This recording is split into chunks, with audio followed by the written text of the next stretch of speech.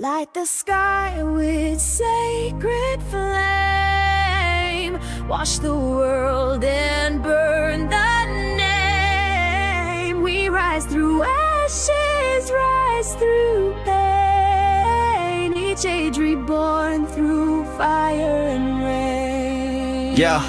The clock strikes 138, it's written in the code. A cosmic metronome on a loop divine road. Phoenix flies, fire floods the earth. Civilizations fall just before their rebirth. Atlantis drowned, Terraria buried deep, while cathedrals sing secrets we're forbidden to keep. Mud-flawed myths, nah, that's suppressed fact. Truth coded in ruins where the timeline's cracked. Anuna watching from caverns below, pulling strings and cycles they already know. Simulation glitches with a solar scream. Reality rewinds like a lucid dream. Light the sky with sacred flame. Wash the world and burn the name. We rise through ashes, rise through pain. Each age reborn through fire and rain. What was lost will call us home. Through shifting stars and shattered stone. Protocol 1388. It speaks in sign to those who walk beyond the line. Listen, every monument's a map, every steeple's a gate, aligning Earth's grid to the cycles of fate. Plasma storms crack the dome and break time, revealing the code in geometry's rhyme. The vapor canopy once veiled the stars when giants and gods walked under Mars. Now we sleep in the ruins of a golden dawn, waiting for the fire to reset what's wrong. At least repop from caverns of chrome, while the meek inherit a broken home. But knowledge survives in crystalline veins, and we are the ones who remember the flames. They buried the truth beneath soot and stone, but you are the echo that won't be erased. You are the ember that survives the storm. You are the key, the seed, the spark. Light the sky with sacred flame.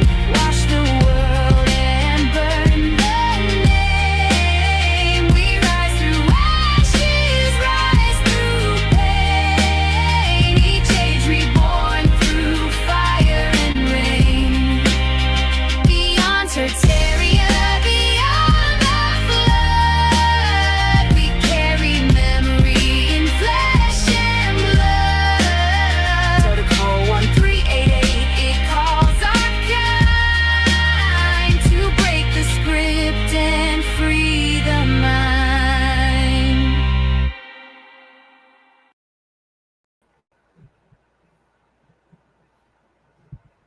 Good afternoon, my peeps.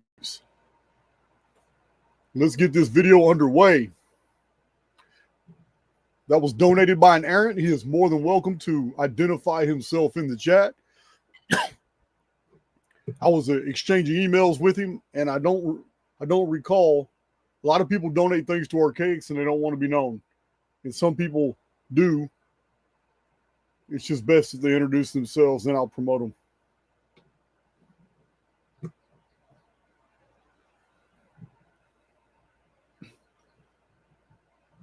Let's see. All right. Sounds pretty good. Excellent. Thank you, Mary. Thank you, Mary. Audio's great. Awesome. I have a dehumidifier in here to protect the books. Sometimes I'll worry if y'all can hear it or not. If you do, if there's any background, it's nothing. For 2 hours, I can turn it off.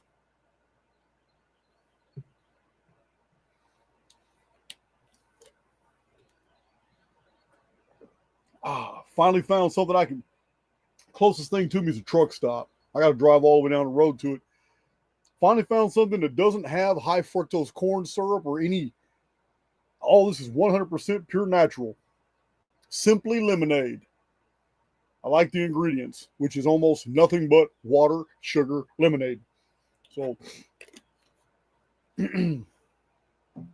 all right.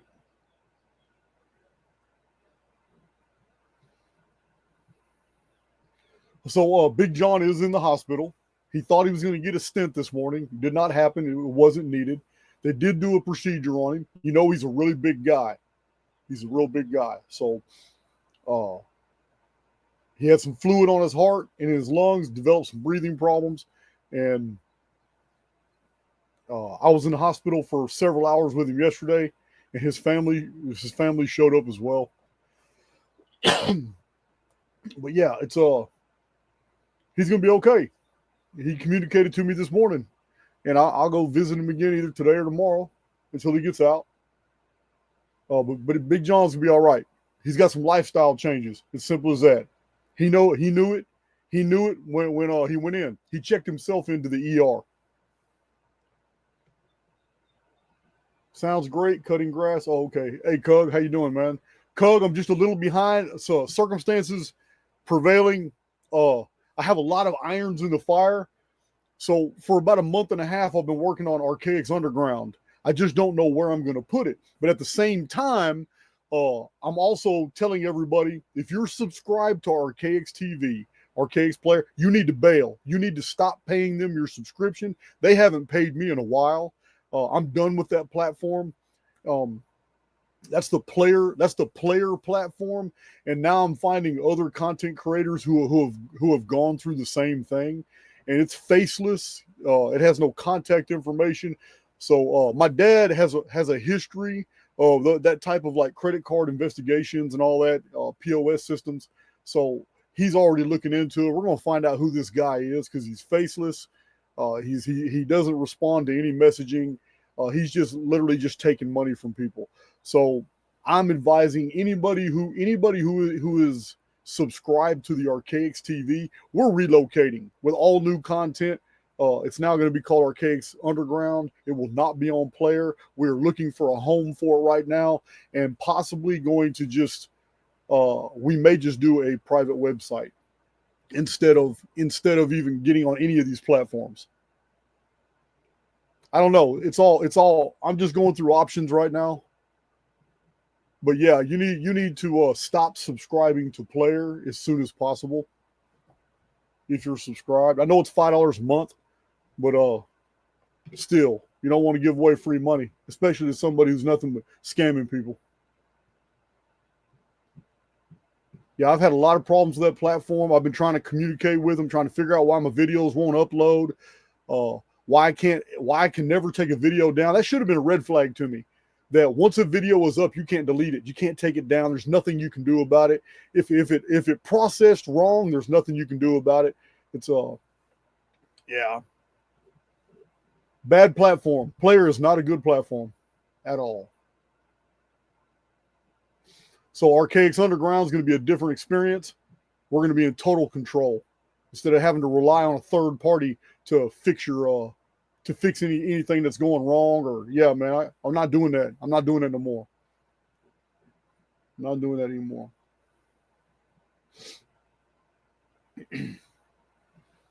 Yeah, I'm the flat earth zoomer. I hear you on that, but I've never been a greedy guy, and I think a $2 subscription would be more than fair for a whole bunch of content that a lot of you haven't seen. Van vlogs, things just really I can't really post on YouTube. And with Archaix Underground, we're going to start taking news stories, things that are going on right now, and we're going to start giving you the Archaix angle. And we're going to be pulling people in and asking them for their opinion. Hey man, what do you think about this? Also, Archaix Underground is going to be I'm going to re-upload the X man, what is it called? Damn, what is it called? Why am I drawing a blank right now? Oh, Spaces. So I've been preparing for a lot of things at the same time, and I kind of get overwhelmed and bogged down in the details. But one of the things I'm about to embark on is on X. I'm about to start doing some Spaces. One, because I'm sorry, it's my character type. But I truly believe that if you put yourself out in the public, you need to put up or shut up. And there's a lot of people on X talking a lot of BS, and I'm going to be more than willing to educate them or put them in their place. Either one they choose, it doesn't matter to me. But I really think the debate field needs to get wired up, and I think people need to see They need to hear and have and be in contact and be in the group listening as I discuss certain topics with people who consider themselves to be professionals, because I can show you really fast what they know and what they don't know, what's hyperbole, what's conjecture, and you know, you got to back people up against the wall. You have to, because this is like Alex Jones says, this is an info war. Do I agree with Alex Jones? No, I think he works for the CIA, but it doesn't even matter. He's right about one thing: it's an info war, and the only thing I'm really worried about is ancient history, understanding the chronological unfolding of historical events, because that's the only way we're ever going to know where we are in the timeline and where we're going. So those are the things that are important to me. If you don't like the debate atmosphere, you don't like the aggression, that's cool. Exit stage left. But if you're ready for some real good rides, because it's when I'm in my moment, it's when my back's against the wall, it's when I am in contention mode that information just flows from me. I'm drawing it from the field, and I'm going to get back into that state real quick. There's a few people I've noticed on X that they need to be taken down a notch, and there's a few other people I've noticed on X that need to be put on a pedestal, because nobody's listening to them, and they should. So that's where I'm going. That's what I'm going to do. And Eliminate is so good. Cirque du Soleil. What an incredible Las Vegas experience. I went to Las Vegas for the Cypher group. I went to go do some final tweaks before we had released a new version of Cypher. I'm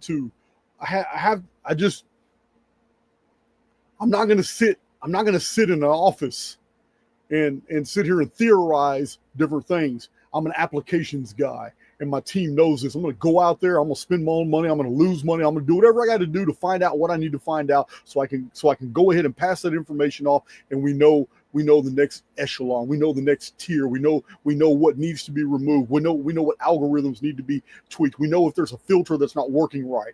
This is what I do. So I have a very strong Cypher community. We're like 230, 240 strong now. We're having a blast. And I pop in there and I look at the comments sometimes. I'm like, man, they have taken this in so many different directions that I would have never imagined. But from the beginning, it was only for personal and business applications. But it's amazing what we're doing. So we're about to take off on NFL. But before that begins, I'm going to have to close the doors, because this is beta testing. And during beta testing, my group we will convene and talk about things that I'm not going to release it until the software is fully developed. So it's just simple as that. But yeah, I went that last trip to Vegas to I just needed to figure something out. And I ran right headlong into a rabbit hole. I didn't know anything about Mystère, the show at Treasure Island. The casino and hotel Treasure Island has hosted a show since 1993. It's Cirque du Soleil's very first presentation, and it's their longest running presentation since 1993. And I couldn't believe what I saw. As a matter of fact, not only could I not believe what I had seen, but I went and bought a ticket for the very next night to watch it again. And this time I took a pad of paper and a pen, because at Treasure Island there's a CVS attached. There's a CVS store attached, and I went to the CVS store and I bought a pad, one of those small pads and a pen, had it in my pocket, and I watched that damn thing again so I could take chronological notes, scene by scene, what happened. Then, because they will not let you take pictures or video. Yeah, they won't let you do it. When you go in there, they will escort you right out the door. They got people watching there. You can't take pictures, and you can't run video on the Cirque du Soleil show. At least I don't know about the other ones, but at least not Mystère. Their most important and longest running one. You can't do it. So I watched it twice, took a bunch of notes. Then I pulled up a lot of footage from their advertising and I bought their book. It's like $45. They got a hardback color, an awesome book for $45, which explains the characters and the scenes, gives you a bunch of clues because it's a mystery. That's why it's called Mystère. Mystère comes from the French, a mystery show, a stage play. It's derived from the Greek mysterion, a secret rite or secret doctrine. And that's what's unfolding in front of you. Because the initiate, someone who is in the know, who has been told, okay, well, look, as you're watching this, this means this, this means this, this means this. For that individual, there's a whole new level of revelation being unfolded during the entire presentation. What I saw was amazing, incredible athletics and acrobats and all that. But you guys know I'm not going to be able to just watch that. I'm looking at the staging. I'm looking at the lights. I'm looking at what they're showing on the screen, what the floor looks like, because it always changes with each scene. I'm looking at the costumes. I'm looking at what they're doing. And all of that combined with the secret drops they give us in the book. In the book, they tell us these secrets. I could not believe that these costumes and unusual, these women were wearing unusual costumes. I couldn't believe they were phoenix palms. Why is the only plant in the entire presentation of Cirque du Soleil a phoenix palm? So remember, I've told you in my prior presentations, phoenix palms in ancient Egypt were used for the counting of times because they believed phoenix and palm trees were both integral and sacred to the calendar. So this presentation has everything. So we're going to get into it. But before we do, I want to introduce you in the description box to our errant ad of the day. Hypocritic, I can't remember what it was, hypocritic musical something. But I do have a small ad to show you real quick. And all her information is in the description box. This is Hippocratic Oath, not Hippocratic Oath, not Hippocratic, Hippocratic Oath. Check her out. Sicker than ever before. Could it have anything to do with the medical models we're using? Inspired by stories of health and healing, I wrote a musical to empower people to take their health back into their own hands. What happens when a newly qualified doctor finds that his patients just keep getting sicker? How does he wake up to the extraordinary healing power of the body? Support our musical at www.hippocratikoath.com. Thank you, Jason and Errance from our creative team. As is our custom, we will be showing that ad at the end of this presentation as well. How coincidental that her ad was concerning music when we debuted new Archaix music with this video. Very interesting. Breaking pattern. I'm drinking lemonade and water, and I'm not even wearing my hat. What a pattern break. That's today. Today's about pattern breaks. Palm trees can survive a hurricane and a flood. Yeah, they're pretty resilient. Pretty resilient.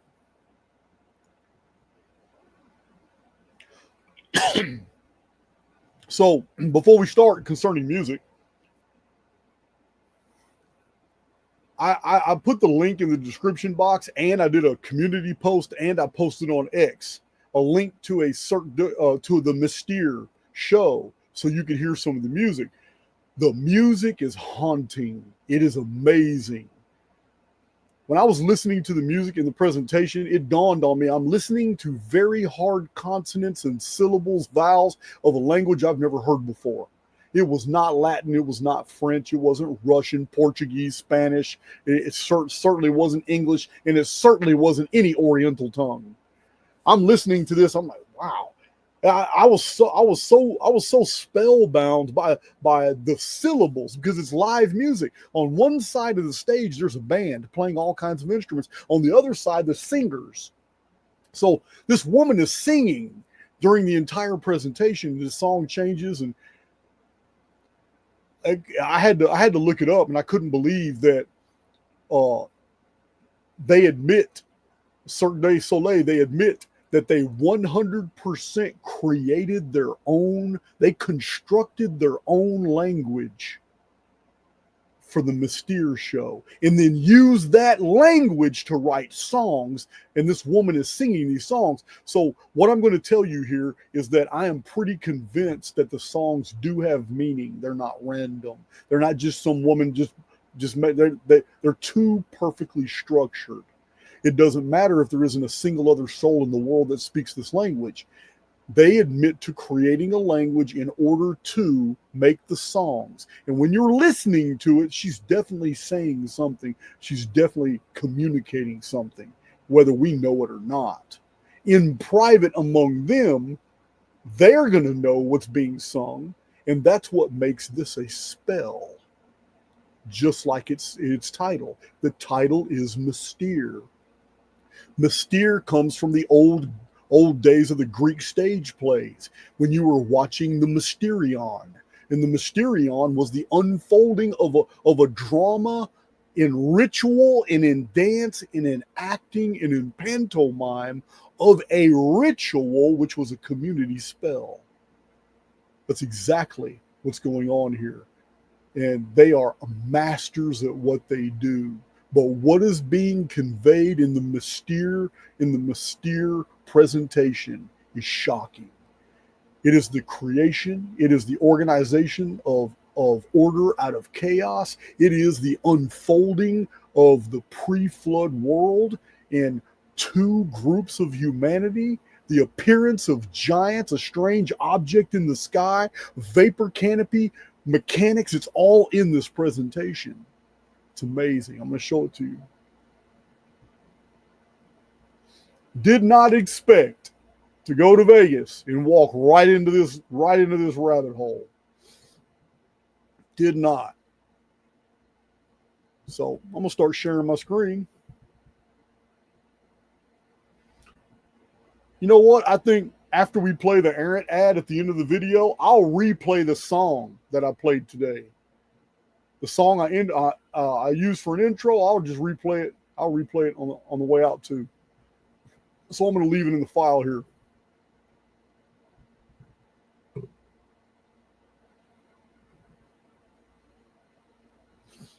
All right. So I need to go to this intro. I got files everywhere.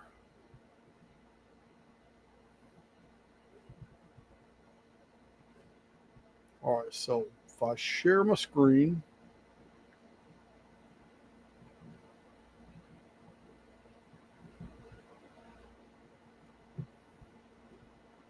well, let the journey begin.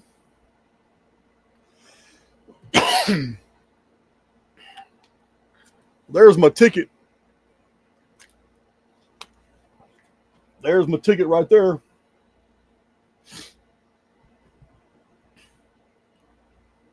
There's my ticket. Really interesting characters in here. That's my Phoenix pen. I take that everywhere. All the books I read, I'm marked. There's the strong man. He used to have an act in Vegas before he was huge, before Mystère, and they incorporated him into the Mystère show. But yeah, two different types of humanity on the left and on the right. I'll show you who everybody is in just a second. All right, this is a computer ticket. That's a computer ticket to the show.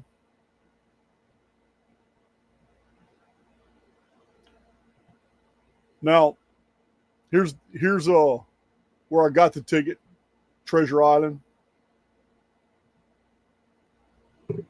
Now, keep in mind here, this is what's really interesting about the Mystère presentation. It's their very first Cirque du Soleil presentation. That is Circuit of the Sun right there. This is Circuit of the Sun. The solar aspect of the show is reinforced by its official symbols. I'll show you. This is the store in Treasure Island to the Mystère show. This is very odd. This is in Treasure Island, and it's a display that tries to get you to go watch the show. It's on the other side of the casino. This is really bizarre. These are in the book. In the book, these dancers are the like zygotes, humans in their most primitive form, like sperm. That's who they represent. What they're doing with these hand signals, I don't know. But that's bizarre. It's not just bizarre, but it's extremely obvious that they mean something.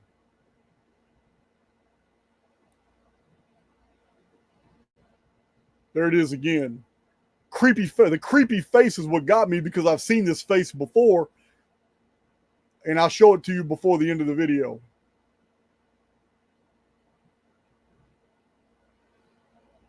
Here's another ad. This is the narrator, the guy holding the puppet. In the Mystère book that they sell in the gift shop, he's called the narrator. So he's the mouth behind the little avatar. That's who he is. The puppet is an avatar. He's the mouth and mind that makes the puppet do all kinds of things. He's called the narrator, and he just comes in and out the story over and over and over at the weirdest times. So, one of the streets Treasure Island's on is called Mystere Dreams. I just happened to look up and see that.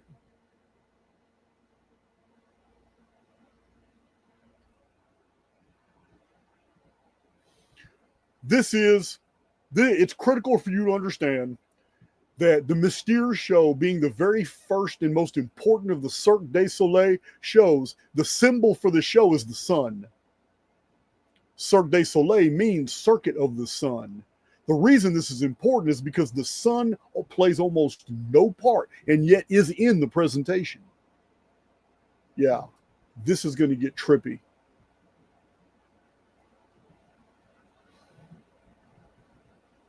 Just a few little ads showing the care. There's the narrator.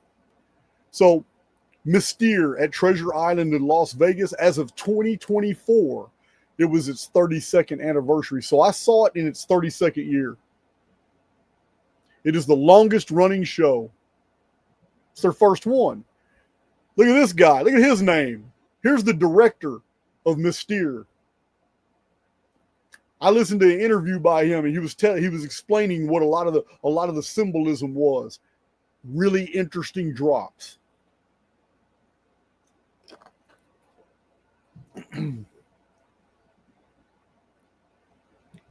Franco Dragon. Mystère opened on December 25th, 1993.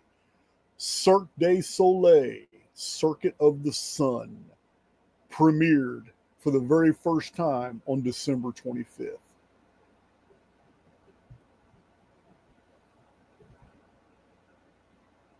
I know some of you know the association here. So, as of 11 years ago, because this is a clip from 11 years ago, it had already done 8,800 Mystère presentations. That's why they're experts at what they do. They've been doing this a long time. And there is no way that well, except for some of the support staff that don't have to do acrobatics, there is no way that the original athletes in 1993 are still a part of the program unless they're there for support, because they've all gotten older. And what they do is almost impossible. It's amazing. Entertained 12 million guests, this show, 11 years ago. So I don't know what the numbers would be today. Just a little background on this interesting show. Just want to show you a little bit of background. All right, I need to find where I'm at. So another thing, before we start this presentation, I want to take you through the gift shop. Nobody manufactures, nobody mass produces T-shirts, books, and all kinds of paraphernalia, and then puts little enigmatic slogans on there, and they don't mean something. When I went through the gift shop, I was instantly on it. Like, oh, wait a minute, hold on. That's not an ordinary T-shirt. Why would you even say that? So here is Beeb. Beeb is in the show. Beeb is a giant baby, but Beeb as the giant baby is actually a young sun. This giant baby, giant being the sun, is always associated to the sun throughout the entire presentation. It's a giant baby. There's the giant baby right there. That's Beeb right there. Giant baby. Remember, this is Circuit of the Sun. So you saw he had a ball, the sun ball right there. So here's a lot. This slogan is everywhere. They even say it in the presentation for you. Keep your eye on the ball. So I did. I followed instructions. I tried to watch everything. There's too much to see. I went twice, but I wouldn't mind going a third and fourth time to see even more from a different vantage point. Choose some seats somewhere else. But I did keep my eye on the sun ball, and I couldn't believe what I was seeing. When all the acrobatics were going on, when the spotlights were showing pictures of the world, pictures of vapor canopy, pictures of the cosmos being created as the Archons witnessed everything, I could not believe they said keep your eye on the ball, but they kept the sun ball outside the light, always moving on the perimeter of the presentation, always moving in the darkness, while the moon was clearly present. But I'll show you the pictures. So over and over, the baby is looking in the crowd at somebody he calls Papa. Here's another one. Here's another sweater. And here, this little girl here, she is literally introduced as the moon. These are the two main individuals in the beginning of Mystère that are created out of the chaos. This isn't me making this up. The book literally says that the first two dancers are weaving the chaos into order. That's what it says. And the very first act after the chaos is gone and the order is here is on the stage they introduce the baby with the big ball and young energetic female dressed as a young not quite a baby, but like a young girl, full of energy, and she moves a whole lot and she's in the spotlight a lot, but not the sun. Again, solar symbols.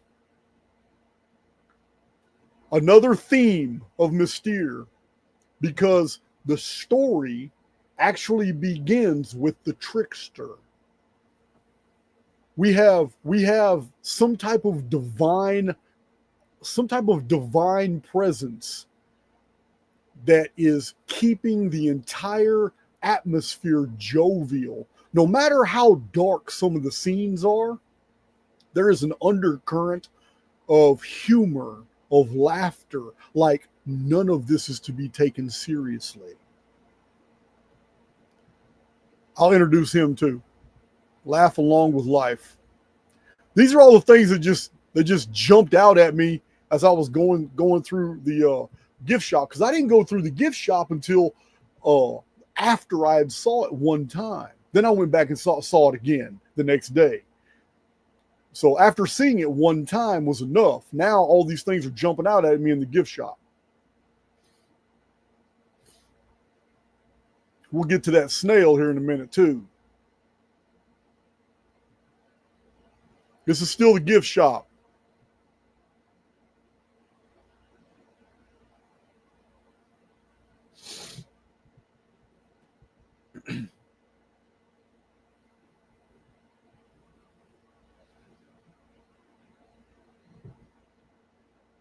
Okay, Circus of the Sun. I'll buy that, Twilight.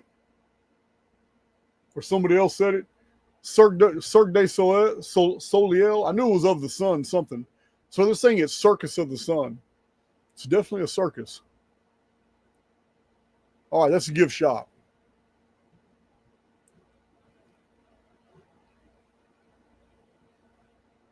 Yeah, it's just so crazy.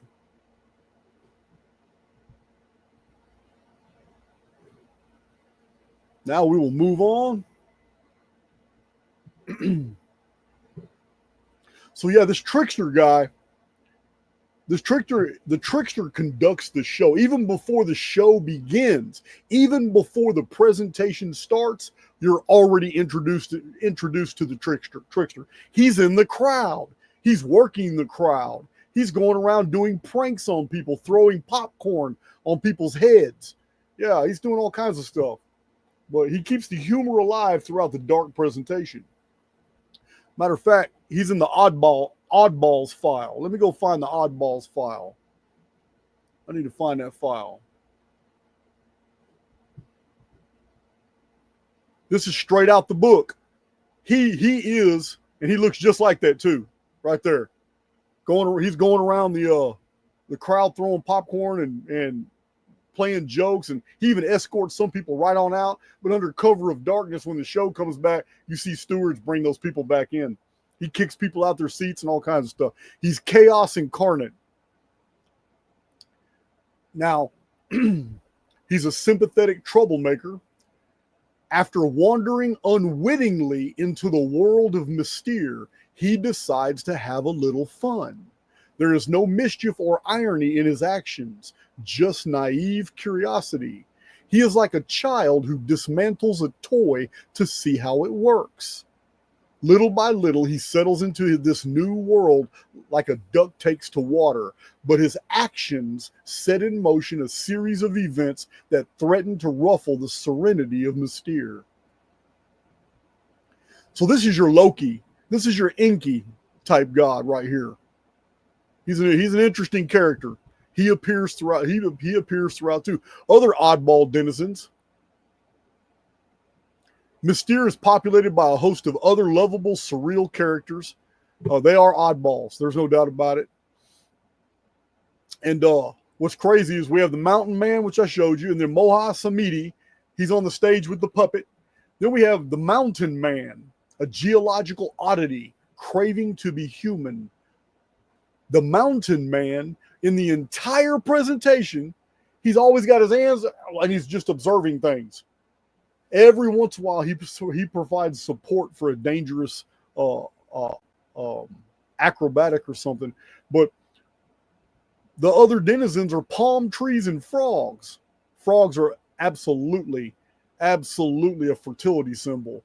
But the frogs also represent the type of creatures that were thriving under a vapor canopy.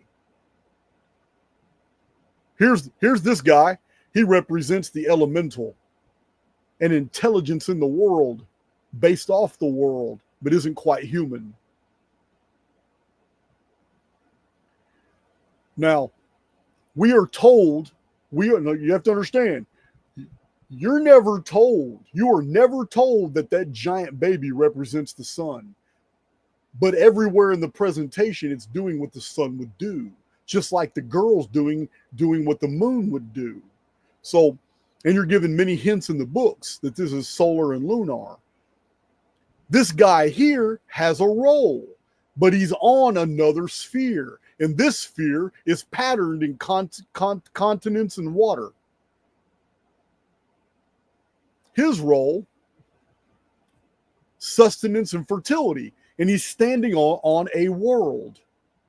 He is the protector of the sun and the moon.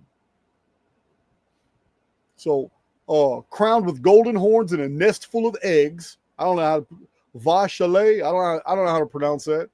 Vachelet is the protector of the two babies who waddle around in the world of Mystère. But yeah, this is interesting because this introduces another sphere. Remember, they told the clue they always drop is watch the ball. Keep your eye on the ball. But the ball, there's different balls to keep your eye on. Here's your narrator. He's supposed to be narrating, reality. It's just a strange character. It's a strange relationship between the puppet and the narrator. Here's another ball.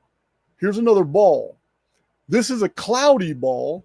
You see, it's all covered in clouds and mist. This is a cloudy ball when the frog life forms are at the ascendant. Even on the bottom, it says frog. It's a frog. These are frogs. These are your palm trees right here. Look what color they are. These are your palm trees. I don't have to make that up. It says right there in the book, these are palm trees. And in the introduction to the video, it says palm trees and frogs and a couple of the other oddball characters are the main denizens of this world at the first act. It's palm trees. So we're just getting all this out the way right here.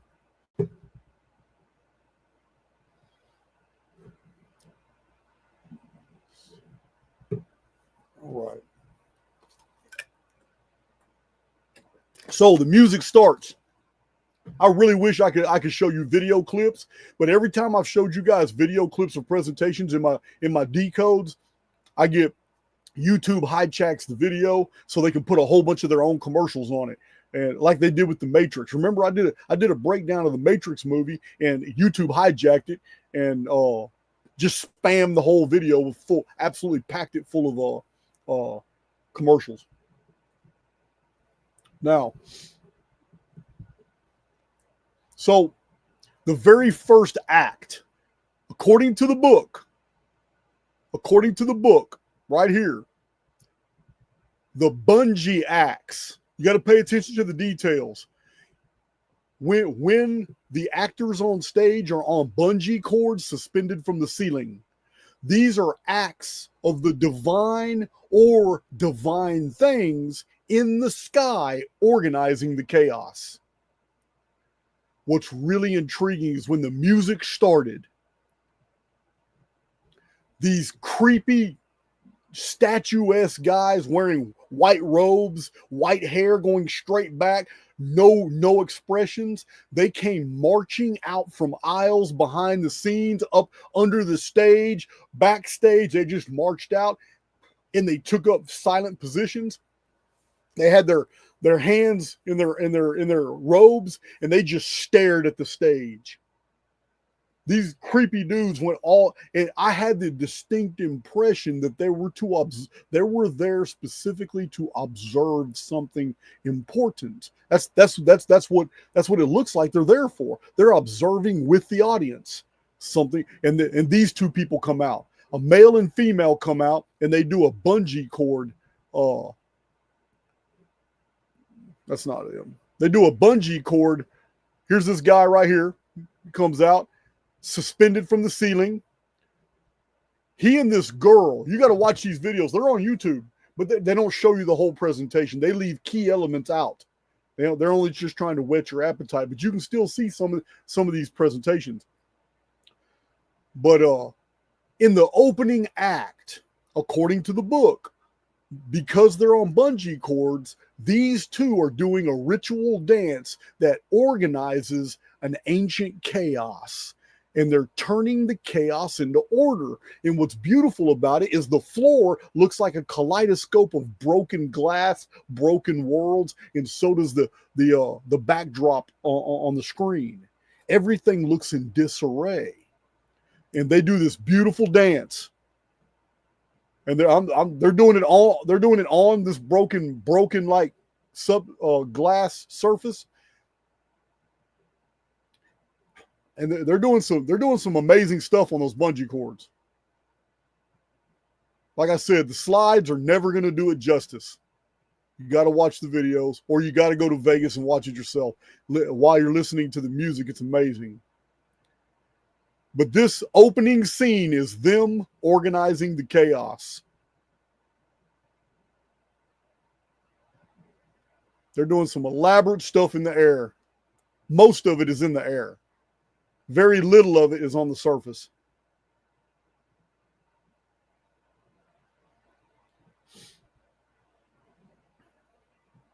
Very, very talented. Do you see the mist coming in now? Look at all this mist. Clouds and stuff coming in. Wasn't there when they started there, when they started. Throughout this whole dance, that's what they're doing. Organizing the chaos.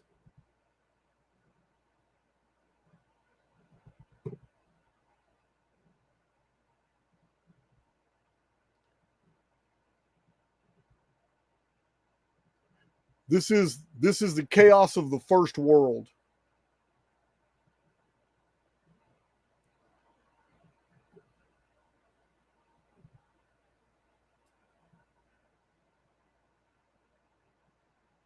Now remember, this is before the sun and moon are introduced into the show. This is the darkness, the chaos, and as they're doing their ritualistic dance in the air, these creepy tall Archon guys all dressed in white. I wish we had pictures. I was not allowed to take pictures. And none of these videos show these guys, but they look like Archons. And they're just concentrated on what the male and the female are doing. And they're in the crowd with us. It's crazy. Such a great show.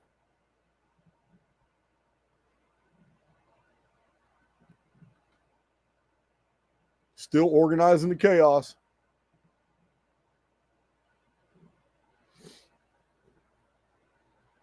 So remember, it's the book that says that the bungee acts are all the divine organizing the chaos. So where did the chaos come from? You're going to find out. Because at the very end of the presentation, it literally tells you everything is cyclical. Therefore, the chaos that they're organizing are nothing but the ruins of a previously existing world.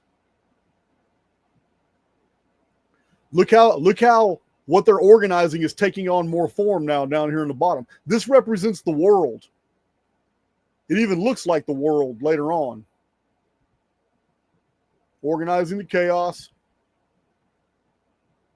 It's really dramatic music as well. Remember, they're singing in a constructed language that was made specifically for this presentation. At least that's the story they're telling us. Who knows? It could be ancient. It could be ancient Etruscan. We don't know. We don't know. Man, they're way up there.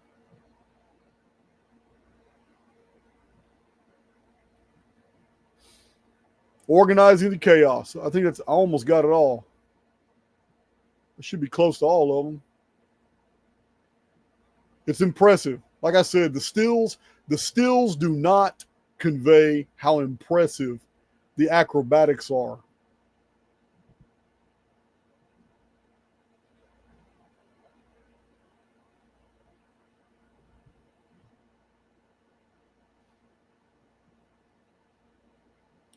A lot of times, because you can't see the cords, it looks like they're flying.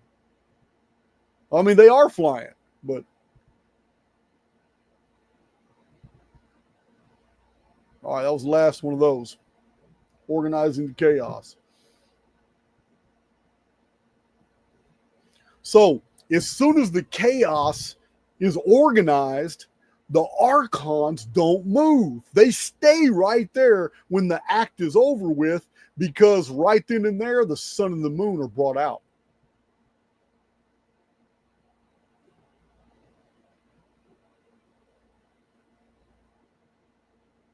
Here's the book. Always keep your eye on the ball. And it shows this big old baby. Big old young, curious baby. I'm telling you now, this is a newly born son.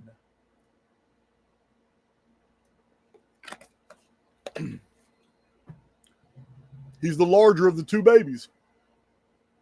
Brash and confident, silly.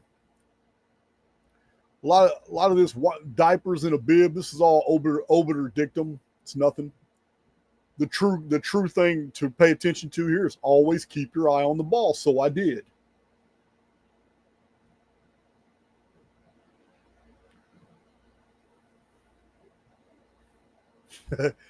You know, this dude's, you know, this guy's in his 50s or 60s. He's even built like a ball. See, he's even round like a ball. But you got to keep your eye on the ball in the presentation. And the ball is what they bring out. As soon as the chaos is organized, they bring out the baby son.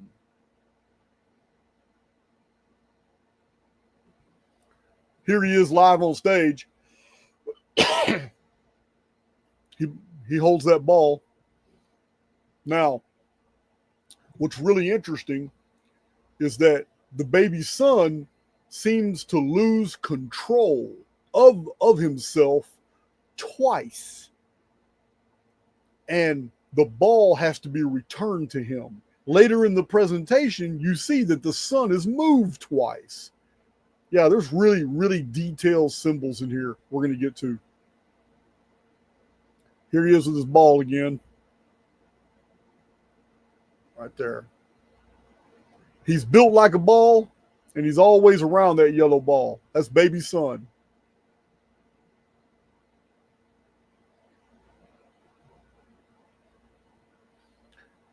Brought out with him is this little female. Now, note the snail. This snail is very small compared to one you're going to see later, but it still connotes the exact same thing. You cannot overlook this detail because of what the ancient Aztecs, the Chinese, the Toltec, and many other civilizations that I'll discuss later believed the snail to be what it represented. This is Moon Girl, as I'll show you. Here in the book, they just call her baby girl, the smaller toddler. But she's female. She represents a curious mind who knows no fear. Remember, he represents the idea, keep your eye on the ball. This is very clever how they put this together. And remember, that snail is integral to understanding the time that Moon Girl was at the ascendant.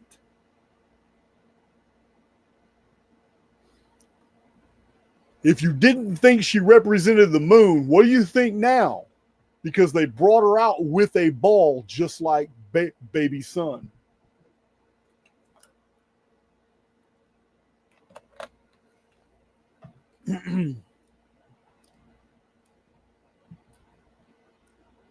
This is her later, a little bit later, after humans are introduced into the narrative here, after the chaos is gone, primitive humans, these little spermatozoa right here, are coexisting with more developed humans right here.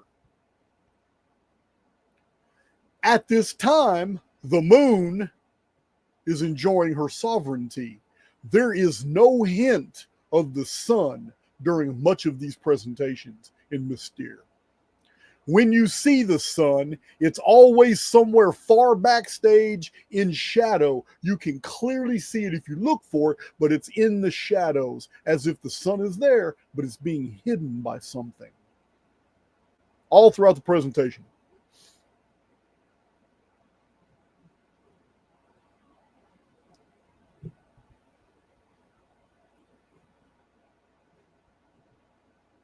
All right. Excuse me. So one of the messages that attached to baby son, I'm going to show him again, was that there's a deeper meaning. It's not just a solar meaning. The sun and the moon represent two types of the human family. And I'm not talking about male and female. So there's a deeper meaning here. He's actively searching for his father. He yells "Papa" several times to the crowd. And he even has a flashlight where he uses light to search. calling for Papa over and over. This is a branch of the human family that seeks meaning through a religious filter, origin through a religious filter. Remember, the sun is basically, it's the key symbol of all the ancient religions. Christianity is a solar religion. So the small baby, the curious, female, adventurous, she's even introduced in the book as curious, adventurous. She exhibits no fear and she's very active. She represents the branch of humanity that sees that living is the meaning of life and that none of this is to be taken seriously. He's trying to figure out why he's here and what his purpose is, and he's trying to shine light on all these things and attribute meaning to things that don't have it. She's going through life enjoying the show and knowing that one day it's going to be over and it's okay. It's okay. Two different types of the human, basically the human psyche here. In the Archons, their only presence in the entire show is when the two dancers are represented as organizing the chaos into order. And once the order is established, the sun and the moon are introduced. Once the sun and the moon are introduced, the Archons take their leave. Creepy guys, but the Archons take their leave. Then a really interesting, what is that? The super interesting development.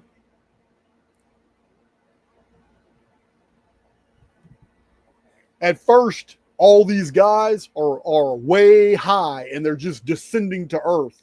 All these guys on poles are descending to Earth.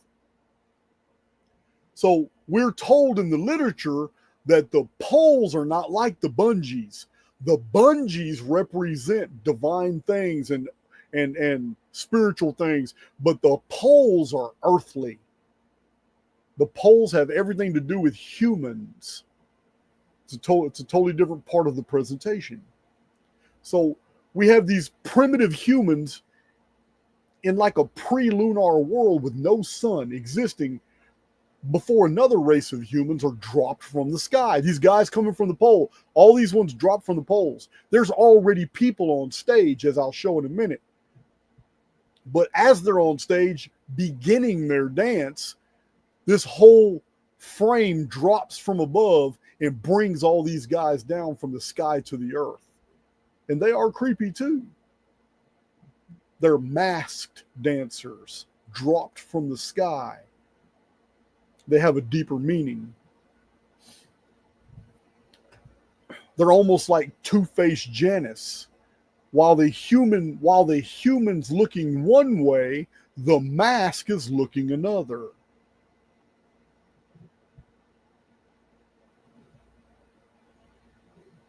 Yeah, these represent humanity who are immortals wearing masks, avatars, and they see the world totally backwards. Remember, I tell you all the time, it's the photo negative of a real reality.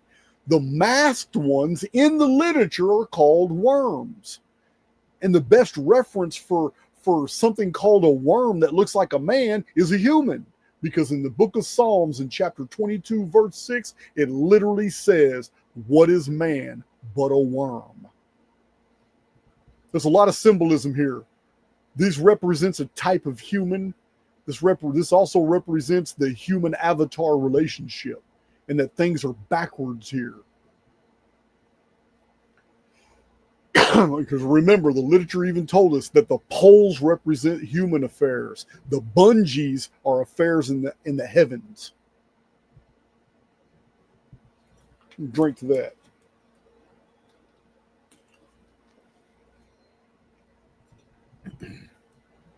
Yeah, it does look like a cone head. Now, what's interesting is by the time that these newer humans appeared with the masks, there was other humans already here, and they are they are weird. They show it. There was no pictures and there was no video, but they showed them in all weird kind of costumes, and it's almost like a freak show, like when Earth was on the Nemesis ecliptic, almost like when jinn or demons ruled the world. It's just weird. It was for a very short spell, and then they brought out classical humans. So when these dancers show up, the masked humanity, I'm gonna show you better right here.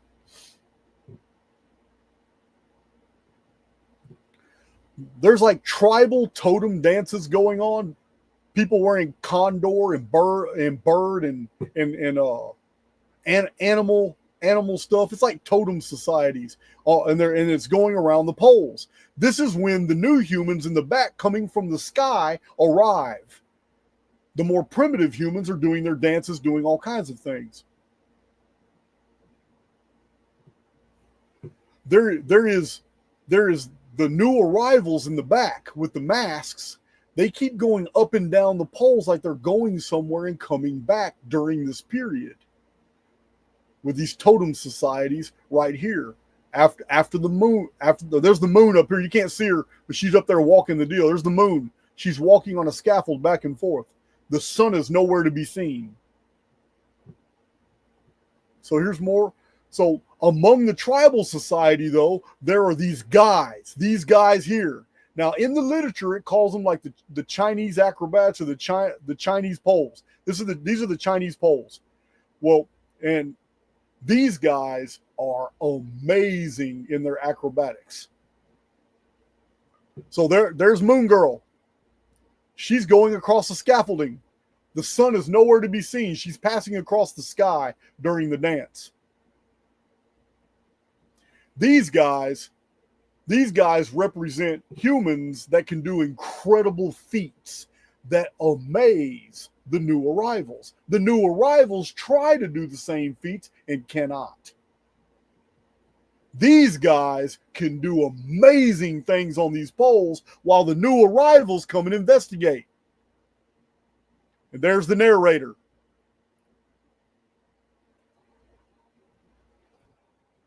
Yeah, these guys are doing some heroic things on these poles.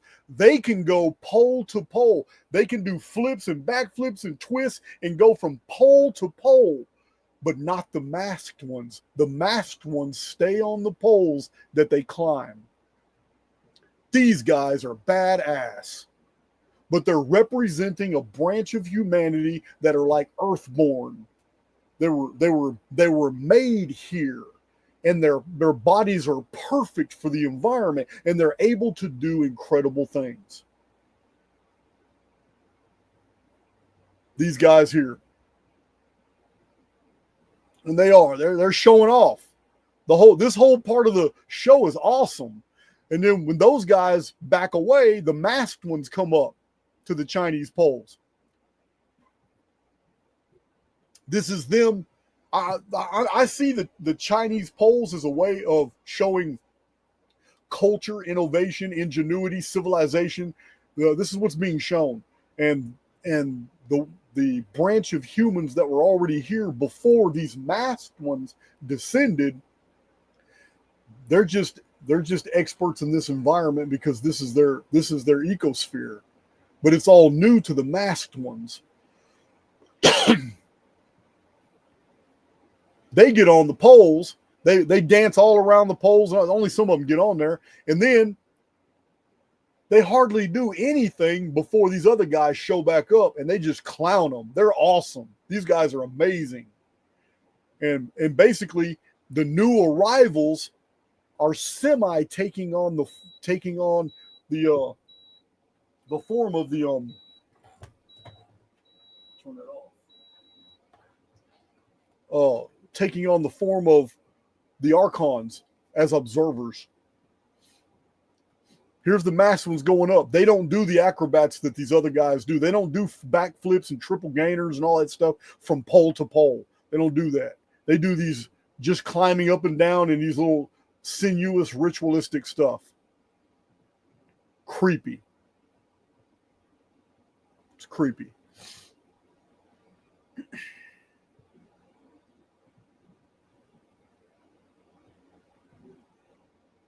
when you listen to this haunting music at the same time, it's amazing. So again, while ordinary humans are on the Chinese poles, which is Earth, and they're doing their thing in civilization, tribal totem societies, great physical prowess they have. It's the other ones in the back that keep going up and down these poles as if they're returning somewhere and coming back. These guys here make it to the apex. The masked ones attempt to, but they cannot. They cannot. This guy here makes it to the top. Way up here in the top. Not one of the masked ones makes it that high. Although they do get pretty high. They don't get near as high as he does. Here they are doing their thing. It's almost as if they were introduced into culture, but they remain distinct. They don't quite blend in. They're very different, and they can't get past the certain heights. They can't go as high as the other ones. These are the newcomers. You got this dude up. This is the highest mask one. Up here is one of the Earthborn. He's up there. He's at the Ascendant.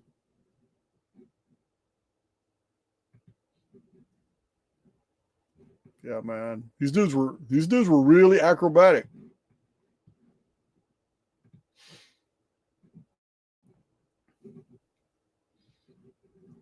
Here's all the masked ones. Like I said, they don't do anything pole to pole, not like the other ones. They're still impressive, while also being creepy. While this is going on, the moon passes overhead. The sun never comes out. So creepy. So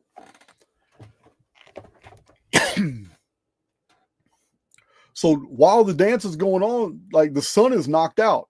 The sun makes an appearance far in the back shadows and is knocked out further back. And the moon appears again, walking across, and fog and smoke start covering the cage, the floor, and it's like a vapor canopy all over again. It's like something happens during the period of contact between this new race with the masks and the Earthborn race that was already here, living under the moon. Something happened. It was they convey it that something very unusual happened, and they did it in an interesting way. Here's more of the masks, the dance. I'm going to show you before we get to the next act. The poles represent humans and human endeavor and what humans are doing. It's like the outside. It's like the new arrivals are all in the back observing, trying to figure out, okay, what kind of, how do we fit in here? These guys were like amazing. Yeah, the feats they did were amazing. And I remember order has been made out of chaos. And in the back, we have clouds and like vapor canopy. This is a pre-flood world setting. It's always, the entire stage is always like this. There's never a day where sunlight comes out or they mimic sunlight and clouds and all that. It's always like vapor canopy conditions throughout the show. They're just twirling around their poles. All right, so the moon's passing over again. I believe he represents Mars, the guy in the red suit. Moon's passing over again. All right, we're almost done with this part of the ritual. They're still dancing. It's a lot of music. Look how dark it looks. Look how jungle-like it looks. Like almost like a water world covered in vapor and mist.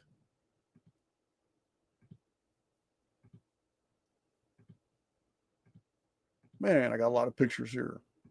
Let's see. All right, so.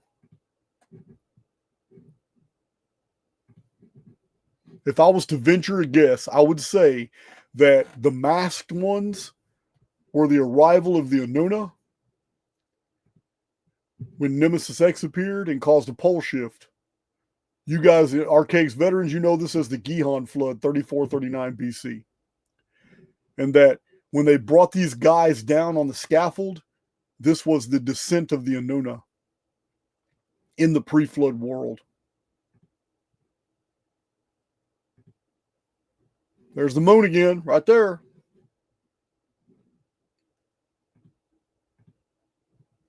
All right. The dance continues. I'm waiting to go to the next scene. I'm just trying to show you all the pictures. All right.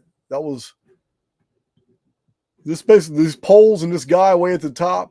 Not him that you can see, but the one you can't see at the top. That basically represents the pinnacle of human achievement at this time period, whenever this time period was before the flood. This isn't a narrative of the pre-flood world. It is a narrative of a very specific window of time when Nemesis X appeared in the pre-flood world, many centuries before the Great Flood. Oh, there's a good scene of when they first arrived. It's a good scene. When they first coming down.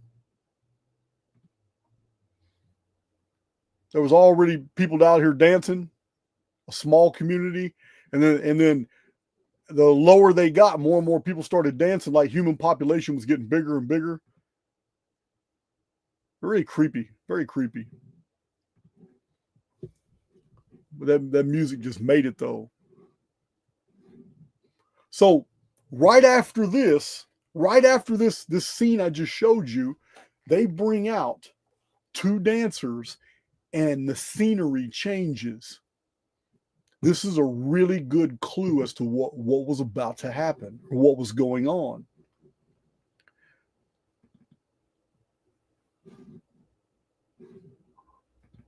Let's see here. Okay, so look how everything changes after the new arrivals get here. This is the fractured, broken kaleidoscope world of chaos that was made into order. It was made into order by the two divine dancers under the Archons.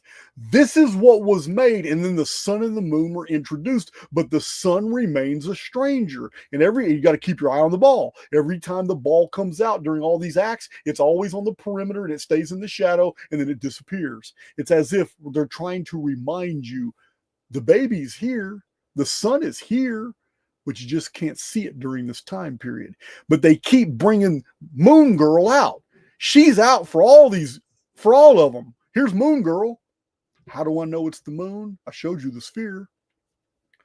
It's the only other big large object in the sky opposed to the sun, but the snail. We'll get to that in a minute.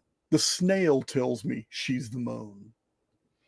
So anyway, here she is again. There's Moon Girl. She's out during this period. What does this look like? It looks like a greenhouse gas vapor canopy world right there. It's even shaped like a dome right there. And on top of it, at the ascendant, is a frog. Archaix veterans know, I've explained the vapor canopy's coming back. It's the only thing that explains all the weird stuff in the book of Revelation and in the prophecies of 1st and 2nd Esdras. The vapor canopy is coming back to our world. In the vapor canopy period, in the book of Revelations, frogs are mentioned a few times. The frog represents a period of time during the vapor canopy when amphibians and reptiles grew to gigantic sizes. They were at their ascendant. This is the frog. Even the book. This isn't Jason telling you this. The book specifically says this guy is a frog. He represents the frog. Now, here's what happens to this world. The frog's dancing at peace, doing his thing. These are denizens of the frog's world.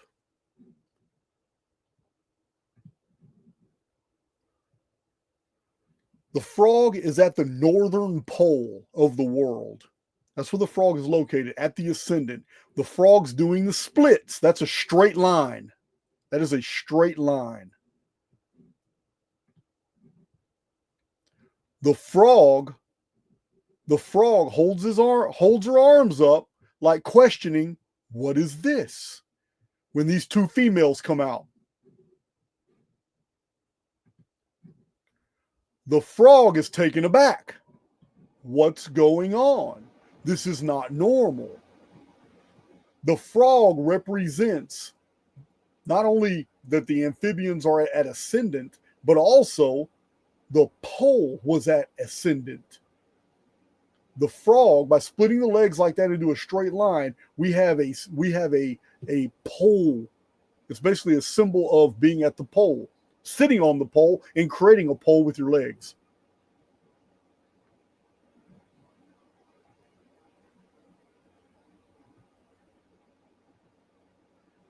The frog is removed to the perimeter of the world. And the two girls come.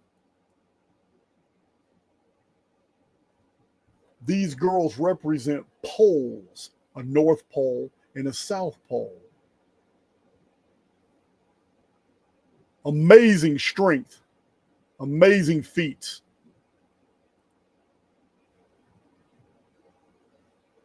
Look, they're on a world. Look, it's canopy. Look at this canopy.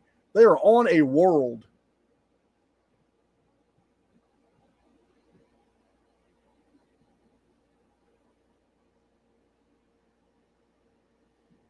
How do we know it's a world? What were we told about this guy? What were we told about this guy in the book? You were specifically told that he is an intelligence of the world who wants to be human. He's an elemental. This is what the symbols are.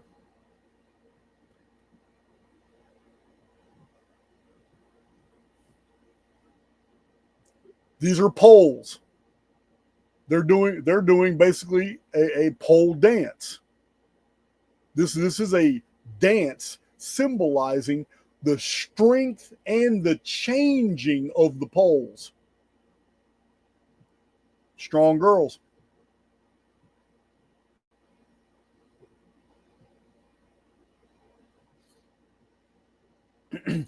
Now, further reinforcing the fact that this is the world and that these guys are the poles is the fact that we have right here this guy who we were told is the protector of the sun and the moon, and he is standing on a world. He's standing on another world. You can call it Venus, I guess. I don't know. But standing on a world.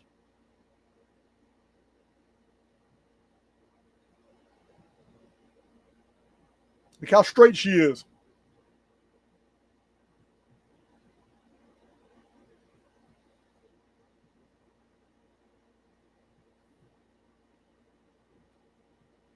Very, very talented.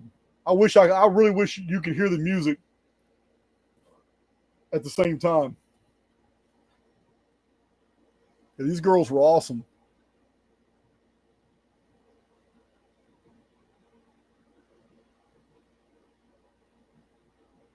And look at that.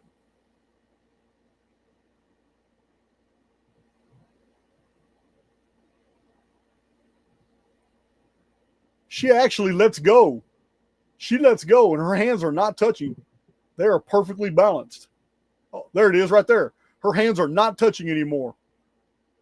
They're both perfectly balanced just on the balls of her feet.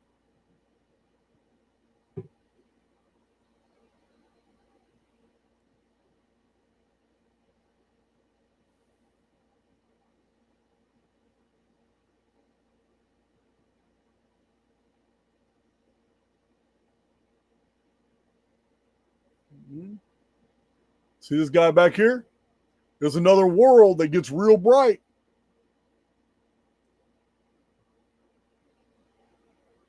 While the poles are shifting or doing whatever they're doing, there's another world that gets real bright. and the frog is removed from the ascendancy. So this is toward the middle of the ritual, toward the middle of the show. So it's conducted on a stage that looks like the world. When the participants are finished, they exit toward the back, where every one of them go through laser lights that make them look like static digital avatars leaving the world. You can't make this shit up. I could not believe it when I had seen everybody who was a part of this skit. All those people on stage, when the skit's over with, they exit this area over here where this light is. They exit this area over here. And as they're all walking over there, it literally, whatever laser light show they walked through, it made it look like there were humans walking through the television set on Poltergeist. And I'm like, why would you do that? Is that a blatant, obvious, you are a digital avatar exiting a false reality? Remember, from the very beginning of the Mystère presentation, the trickster is introduced. He's the one that's making light of the whole situation. Like, man, listen, don't worry, man. None of this is really real. Anyway, it just shocked me. I couldn't. You can imagine, guys, with my imagination, sitting there, just casually watching all this, being amazed by the dancing and listening to the music, and then all of a sudden watching an exodus of actors go through a digital door. It's just like, what I just see.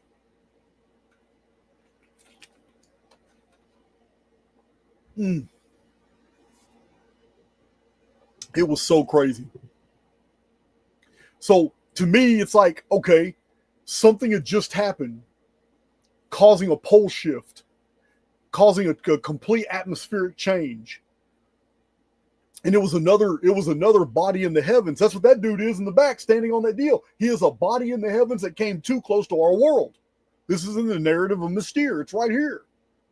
Remember, watch the ball. This is not the sun.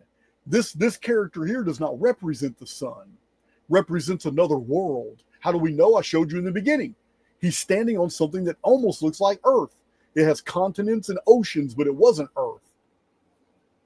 So I am, because I've already associated the masks as coming down in the pre-flood world among totem societies as being the descent of the Anuna, the descent of the Watchers, the descent of the Anunnaki, then I'm going to have to say that object can only be the world of Nemesis X, which is the home world of the Anuna. So when it approached too close, caused a pole shift. These two girls represented a whole polar shift in the world. It's crazy. So how do we know that's an accurate interpretation that a pole shift just happened? That's a stretch, isn't it, Jason? Jason, don't you think your imagination kind of got carried away that could be a pole shift? Okay. I will grant you that. But you're going to have to answer why the very next act was another bungee act. And all the bungee acts, according to the book, Mystère, that they sell in the gift shop, specifically say that the bungee acts are divine acts of reorganizing the chaos. But the chaos has already been organized, right? Not if there was a pole shift. It's chaos all over again. So the initial organizing the chaos was from the very beginning. Now we have a reorganization of the chaos because chaos is introduced by Nemesis X. We have a whole new bungee deal. This bungee deal isn't two people, it's multiple, way up high, way higher than those two, than that boy and that girl went in the beginning. They're way at the top. This was a very impressive and dangerous bungee deal that they did here. They're glowing. It's all dark. It's like the world is black now. It's all dark. Man, I really wish I could show video footage. without YouTube taxing me. This is all bungee jump on this. This is all bungees on the ceiling. And remember, the bungees, they only appear when it's time to order the chaos. Everything's chaos now. Just had a pole shift. So they're here to bring new order. Why? Because this object that's just like another world just brought another population of humans here, the Anuna, the masked ones, just brought them here. But by coming too close, it caused a pole shift, changed the whole world. So they got to reorder the chaos into something that is habitable. That's what they're doing. That's not me making that up. The book says all the bungee acts are the heavens, or activity in the heavens that order the chaos. That brings order to the chaos. Man, they're going off. Look at them. It's so much more compelling when you watch this in Vegas. It's just amazing. And the videos on YouTube are pretty good. They just don't, not one video. I haven't found a single video that shows it all. And they all seem to be the real intense portions. They just seem to be ignoring it. I'm going to show you pictures. I actually took 4 photographs while I was in there. I had to risk it. I had to risk it on the second trip. I had to, because it's at the very end of the presentation, and what they show on the wall seals the deal. All these are bungee. Bungee on the ceiling is the chaos being ordered. That's what that was.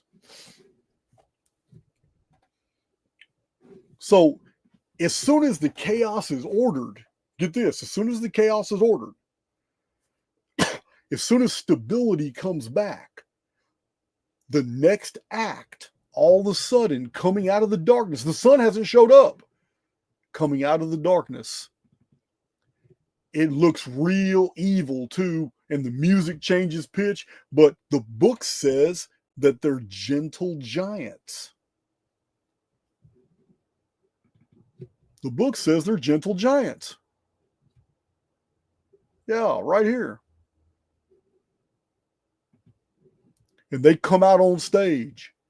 And the whole thing I'm thinking of, I'm watching this presentation and I'm like, okay, we had the original creation.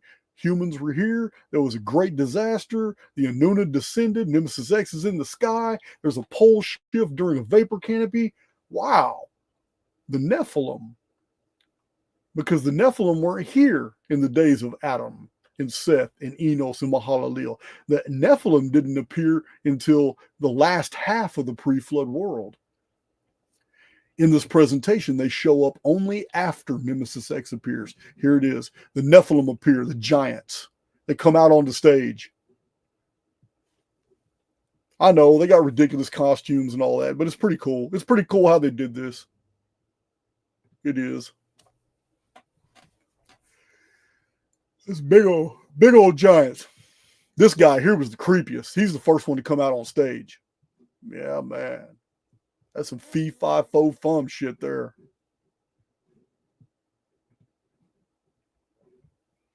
The giants came out on stage. There's one there. Look how big they were. They looked like giants on stage.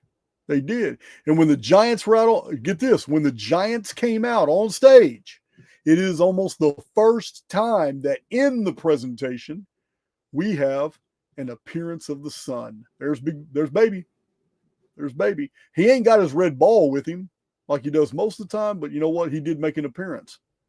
And I have often postulated that there were 2 vapor canopies during the pre-flood world. There was an interruption. I've said this in many presentations.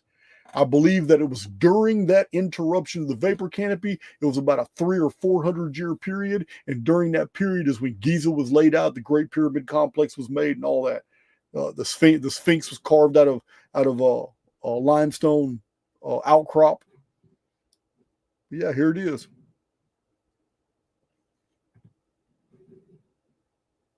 Here's the moon and the trickster. She's standing next to the trickster. Another giant.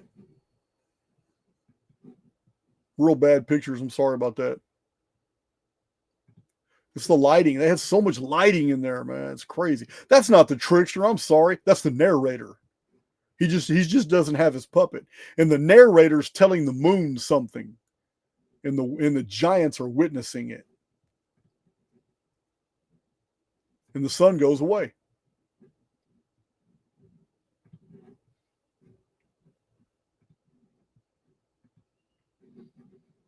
Reordering the camera. So the very next act after the giants show up, so the sun is rolled out onto stage, but he doesn't enter the stage lights. He remains almost unseen. It's like he's not even an important character, and which is crazy because this is, well, like you said, Circus of the Sun. I thought it was Circuit. You say Circus of the Sun, and yet the sun plays such a minor role throughout this entire presentation, and yet maybe it's a major role because that red ball is there almost in every presentation, but it's on the perimeter, in the back wall, hidden in the shadows, almost unseen.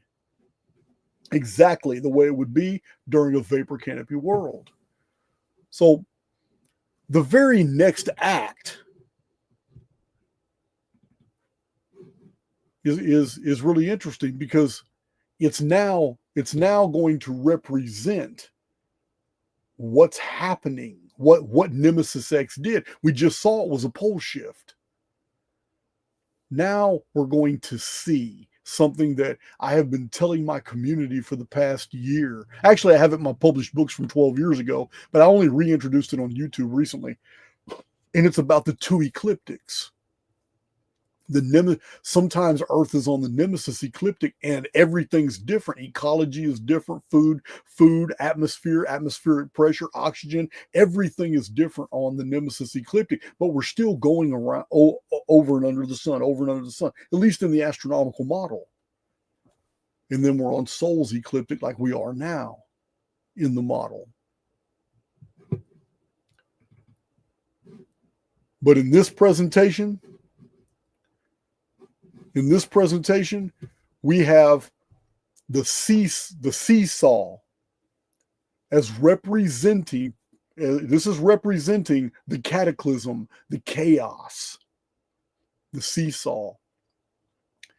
Everything is going up and going down. Everything for a period of time when our world is shoved off one ecliptic onto another, everything is unstable. The poles go over and under, and it's like the Bible says, the earth is moved out of its place. The seesaw is a perfect symbol for this. Here's the moon again right here. Not the sun. There's the strong man who represents the spirit of the earth that wants to be human. And here's the guy who is the protector of the sun and earth, who represents a world that looks almost like Earth. They're all dancing. And then the seesaw act. The seesaw act is really compelling because the seesaw is a symbol of things going, turning upside down, going up and down. It's chaos. But what they bring out onto stage and then start doing during the seesaw act reinforces the idea that the entire ecliptic line in the sky of the pre-flood world is changing. Watch this. Seesaw act. There's the moon. It's one of the first ones to go up. The moon's one of the first ones to act strange. The moon goes up, and then they bring this long stage out. And all of a sudden, this is like a line, like an ecliptic line. As they're doing the seesaw here, they've got guys doing the seesaw act, and then they got this guy looks like probably represents Mars, and then followed by the moon. The moon goes along that ecliptic trampoline right there, doing a bunch of flips back and forth, like they can't decide where they want to be. And the seesaw keeps going. Then they change the stage and move it completely perpendicular to the other stage, like two different ecliptics crossing each other, and everybody changes position and now starts to run on the other trampoline.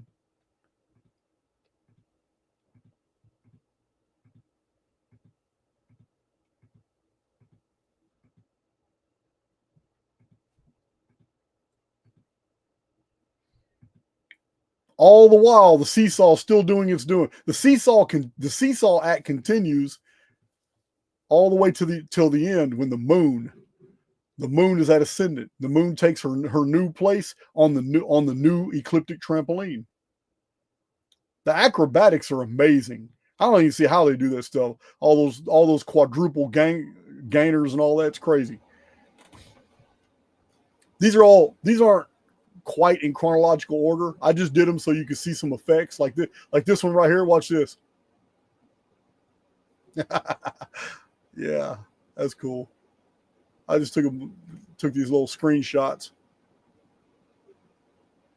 But yeah, when I was watching that right after the pole shift routine, then you have the giants come out, and then all of a sudden the sun only comes out for a second, then it's gone. Then the moon comes out for a little while and is the first thing to go super high on the seesaw. Then the moon is shoved onto the trampoline, but the trampoline's going one way. Then followed by Mars. Then followed by other dancers, and they do their thing. And then all of a sudden, a whole trampoline shifts and changes directions to now be perpendicular, and the seesaw act continues and gets crazier and crazier with more and more flips, and you get this idea of total absolute celestial chaos until the moon smiles and holds her arms up, and it's over with. The world and the moon have assumed a new place.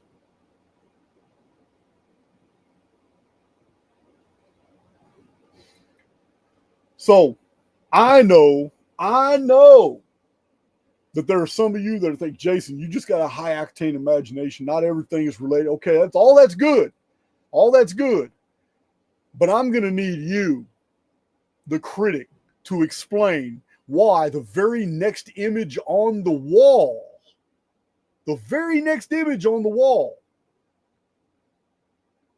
because throughout a lot of this presentation, you see the moon in the sky when Moon Girl comes out, and you see the stars, and they're all magnified, just like a vapor canopy. You see fog and cloud everywhere. Sun's hardly never around.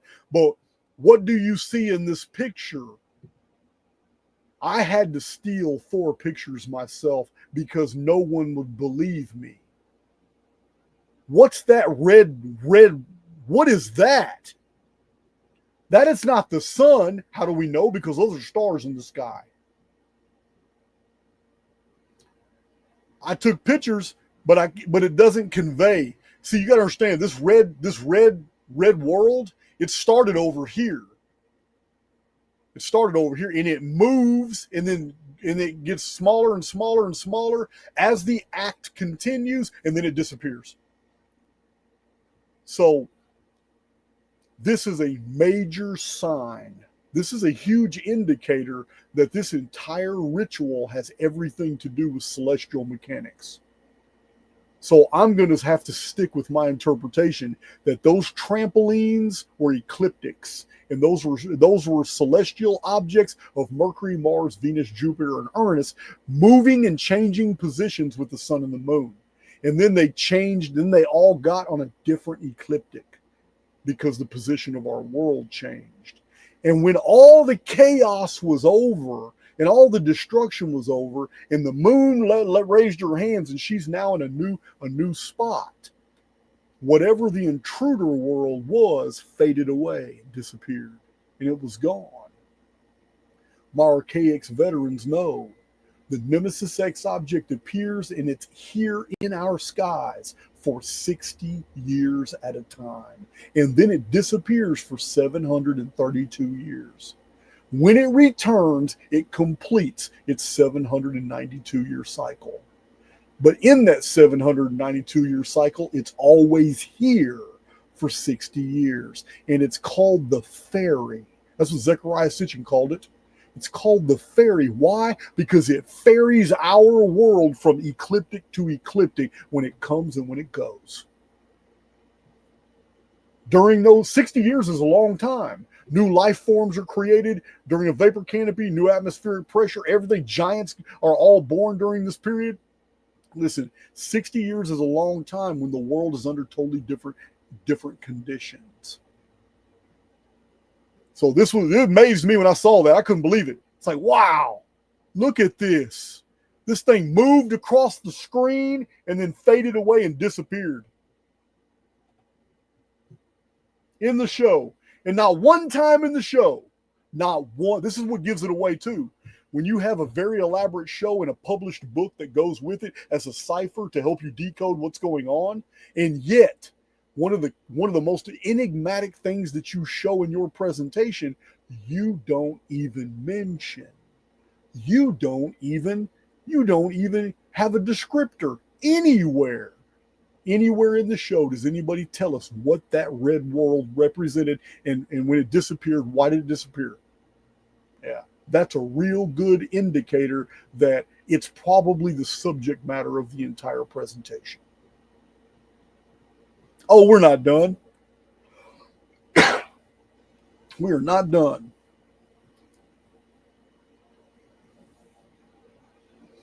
So the red world could be a combination. It could be a dual symbol for the Nemesis X and for the Phoenix. We know they both appeared in 522 together, and we know that they're both from the Nemesis system, which is very close to ours. So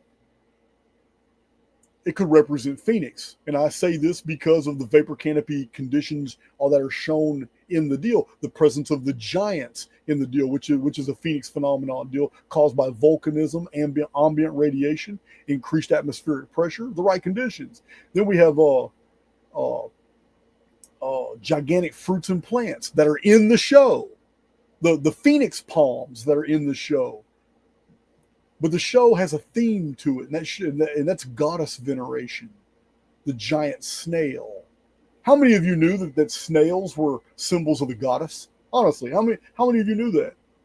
A snail is a symbol. It's a lunar symbol, but it's also an ancient symbol for the goddess. But right after that red world leaves, when they change the stage, the next scene that comes out is the sun, and they did a clever way of bringing the sun out. They have a huge spotlight on the sun. There's the moon by herself on the stage, but the sun is right here in this weird ass little golf cart thing. The sun's in here, and he's going across the stage. He just passes by one time. He's still in a bright spotlight. And he passes by in a golf cart, which is a modern chariot. Process that. The sun was believed by our predecessors to be a chariot pulled by horses across the sky, a fiery chariot with horses pulled the sun across the sky. That vehicle symbolizes the solar chariot. Only after Nemesis X is gone, only after the Phoenix is gone, does the sun come out, and it's bright and it moves fast across the sky. That's the very next scene, the solar chariot, and it's really close. And it's really close to the absolute end of the deal. So the end of Mystère show, according to the book, is right here on this page. It says what you see at the end scenes represents the beginning. It says the journey of life comes full circle. With the taiko drums, whatever how you pronounce it, calling on all humanity to join forces. The thunderous drum sequence in the final echoes, the show's opening sequence, a testament that time is not linear, for the future is built on the foundations of the past. So what do we see? What do we see? They bring out this gigantic snail After Nemesis X disappears and the sun comes back for a short period of time, it is very bright. They bring out the snail. At the end of the show, it's the biggest object ever brought out in the entire show. The snail represents both the goddess and the moon. It's a big old snail.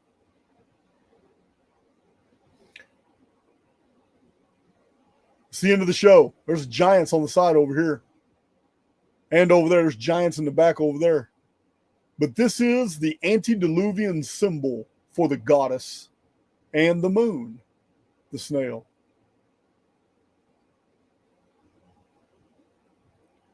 And it's really interesting that old circuses and old fairgrounds,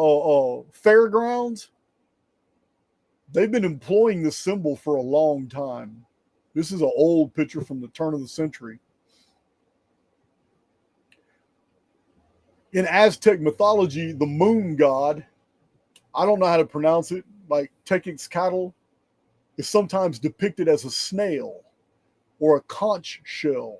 The spiral shell was seen representing the moon's phases and cycles, and many specialists in epigraphic studies have also noted that the spiral designs in the Mediterranean, in the British Isles, and in Ireland, found on megaliths and dolmens and cromlechs, and all those represent the moon, or moon calendars.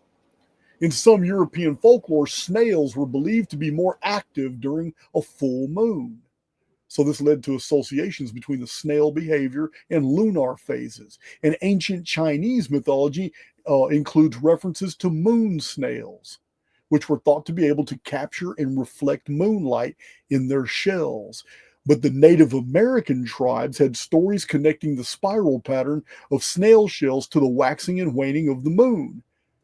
Medieval European alchemists sometimes used snail imagery in connection with lunar symbolism, as both were associated to moisture, cycles, and transformation.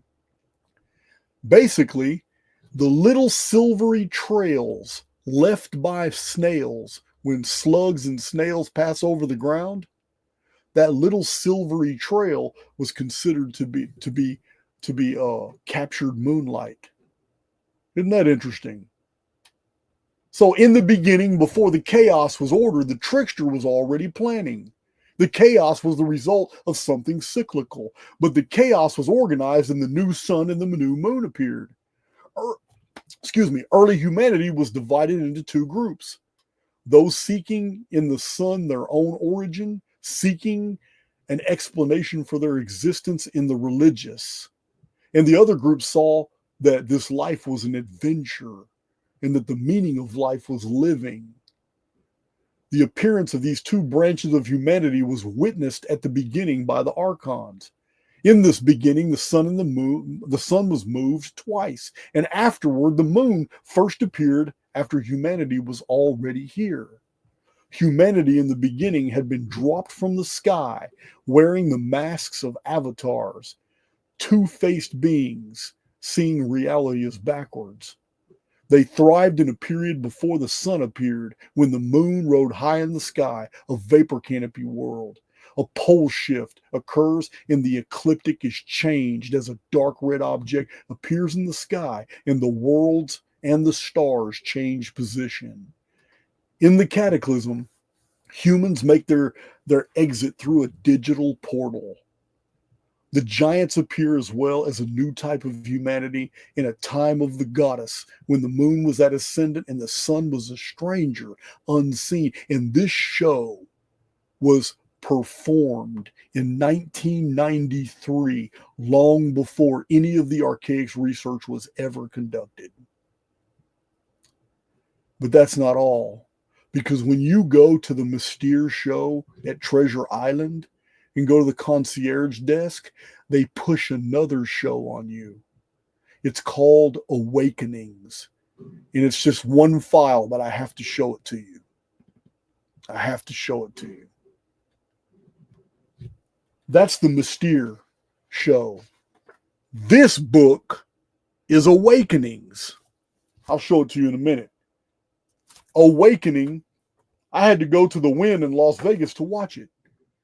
But they push this show on you and say, hey, if you like Mystère, you got to go watch Awakening. I'm like, oh, okay, I'm a sucker. I'll do it. Watch Awakening. When you walk into the show at Awakening, there's a display case that shows this. You can't not see it. It's a display case that shows this.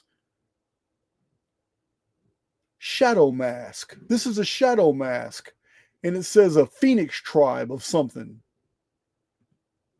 Shadow warrior mask. Phoenix tribe ceremonial relic. Penumbra era. Penumbra, that has everything to do with the darkening of the sun. You can't make this shit up. Water realm crystal. Phoenix tribe ceremonial relic. Penumbra era. The sky was dark. That's Penumbra. God of light. Phoenix tribe ceremonial figurine. Penumbra era. There he is, right there. PreFlood vapor canopy guy.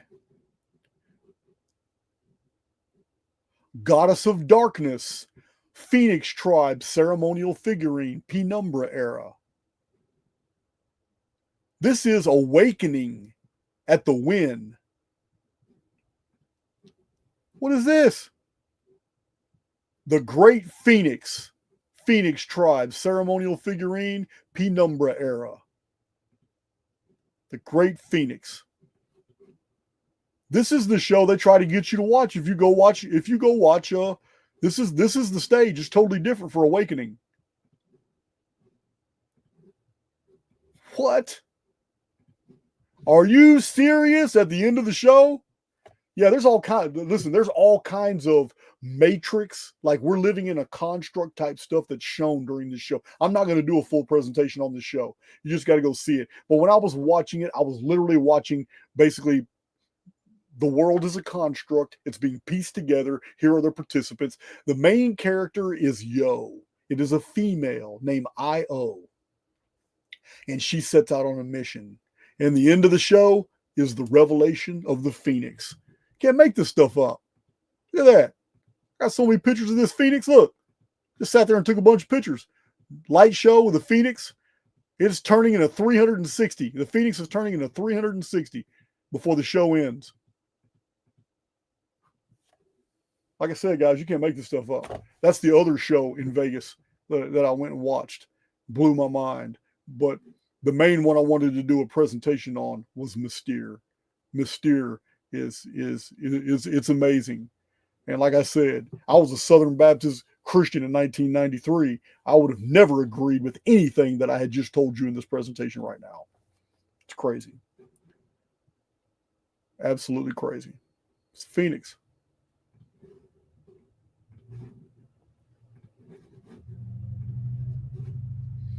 Yeah, here's this book. I bought all the books to the shows. Here's the book, Awakening. Has a little story synopsis. It's pretty cool. Shows you everybody who's in there presently. They probably publish it every year. It's got pages and pages of names and actors, actresses who all participates. They're from all over the world. They're from all over the world. They're not just Americans. They're every country you can imagine. They're pulling talent from all over the world to do the things they do. It's amazing. It's absolutely amazing. So yeah, let me get this out of here. I'm not sharing anymore. Good. All right. Cool. Yeah, I'm gonna play that badass song again. But it just blew my mind. It just blew my mind that this main feature of a world that caused the changing of the ecliptic, which is shown in the dance, which caused the pole shift, which caused vapor canopy, which brought giants here and all that, everything, this main thing that they're showing on the screen in the night sky close to the moon that's going away and disappearing before the sun comes out in a chariot. The main thing is there's not a clue anywhere in the narrative or in the book telling you what that is. Yeah.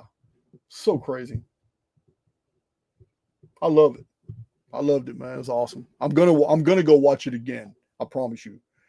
I'm gonna watch it again. I'm gonna hit that Aaron ad, and then I'm gonna hit that awesome song that we started with. That's such an awesome song that we started this video with. Let you know the clock is ticking. You've only got 13 more days to join Cypher if you're gonna do it. Then we have to lock everybody out for NFL, because in the group we're gonna be talking about a lot of things that are developmental to the final iteration of the software. So there's 13 more days on that. Archaix Underground coming soon. Be looking for it. And my 6 volunteers that I have for the children's stories, my other YouTube channel that I have like 6,100 subs to is now going to be changed to Archaix for Kids. And we're going to start uploading some wholesome, awesome content just for kids. Old fairy tales, nursery rhymes, just old children's stories from the 1800s all the way up to about World War II. All the things that we can find that are good. And I'm gonna be looking for people who can break down Archaix concepts to the lowest common denominators and make them very good for children. These are things we're gonna do with my other channel. But meanwhile, that's about it. We got a whole bunch of new t-shirts, badass t-shirts on the Shopify in the link in the description box. And Hypocritic Oath, her link is in the description box as well. Anyway, Big John's doing all right, and he feels the love. So peace out, guys. People sicker than ever before. Could it have anything to do with the medical models we're using? Inspired by stories of health and healing, I wrote a musical to empower people to take their health back into their own hands. What happens when a newly qualified doctor finds that his patients just keep getting sicker?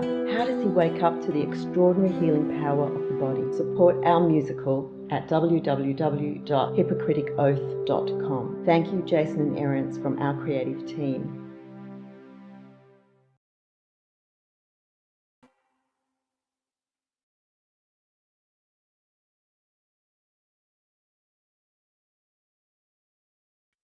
Light the sky with sacred flame. Wash the world and burn the name. We rise through ashes, rise through pain. Each age reborn through fire and rain. Yeah, the clock strikes 138. It's written in the code, a cosmic metronome on a loop divine road. Phoenix flies, fire floods the earth. Civilizations fall just before their rebirth. Atlantis drowned, Terraria buried deep, while cathedrals sing secrets we're forbidden to keep. Mudfly myths, nah, that's suppressed fact. Truth coded in ruins where the timeline's cracked.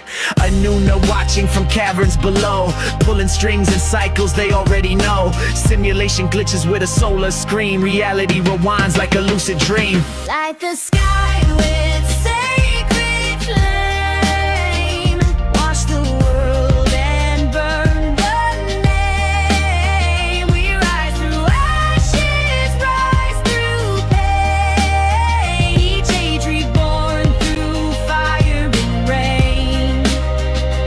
What was lost will call us home. Through shifting stars and shattered stone. Protocol 1388. It speaks in sign to those who walk beyond the line. Listen, every monument's a map, every steeple's a gate, aligning Earth's grid to the cycles of fate. Plasma storms crack the dome and break time, revealing the code in geometry's rhyme. The vapor canopy once veiled the stars when giants and gods walked under Mars. Now we sleep in the ruins of a golden dawn, waiting for the fire to reset what's wrong.